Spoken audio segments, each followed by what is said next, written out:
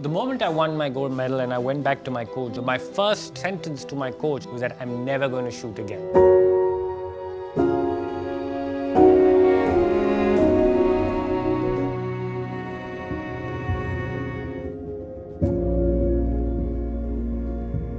On the day when you won your medal, and did you ever want to attempt doing it again?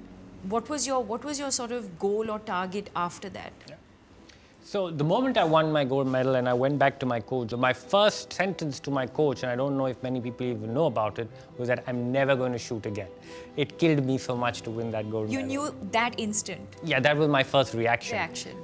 Because it took so much out of me. I mean, it was so tough. I mean, as I said, we're good actors, and everybody, the whole country thought I was this calm human being, but you don't know what was happening inside. I was close to death. I've never seen myself so alive, with my heart pounding at almost 200 beats per minute, and I was not even moving. I was supposed to stand as still as death.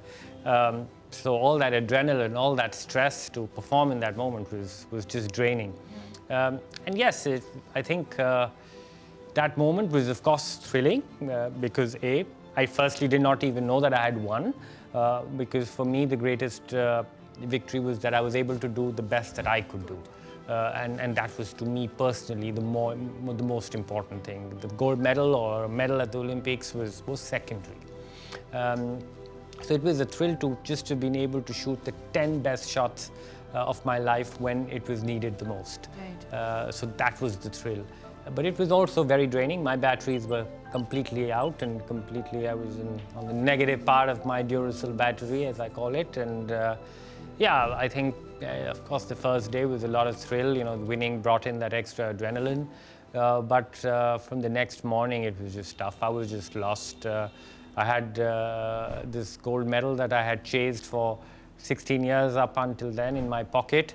And I was just all dressed with nowhere to go. I was just lost. There was a great void that this victory created, because my life was only oriented till that one moment. I don't, for so long in my life, I had gone to bed with a dream that I want to win a gold medal at the Olympic Games, and every morning I would wake up working to try and achieve that goal. Yeah. And suddenly, you've got that. Now what? And it took a while. It took a long time to really understand myself. And that's where, when I went to that Vipassana course, where the goal was really to think of my next calling. When I went into Vipassana, where I have to meditate, 10 hours a day, and wake up at 3 in the morning and start meditating.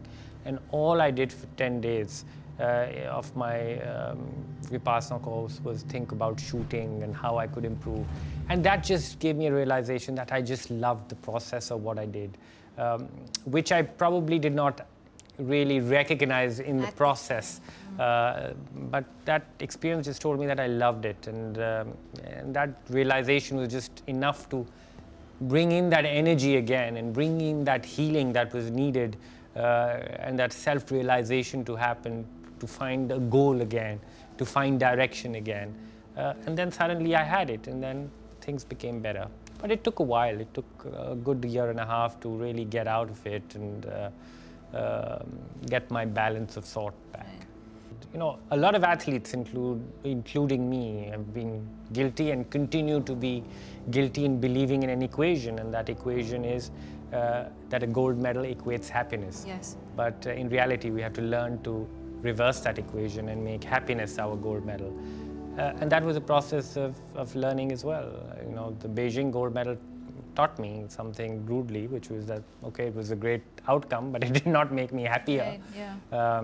And I started looking at life differently. I started also patting myself on the back a little bit on smaller achievements, on smaller goals that I set along the way. Though that was very, very important part of that journey, prioritizing my self-care to get enough rest and recovery. I kept, abusing myself in many ways throughout my career, and that was, I disrespected my talent, and that was because I gave it too much. You have to find that balance again. The secret to optimum performance, or peak performance, as many people call it, is finding that I wish my husband was here to listen to this. It is a little bit like a relationship with your girlfriend, I tell people. Not too far, but not too close.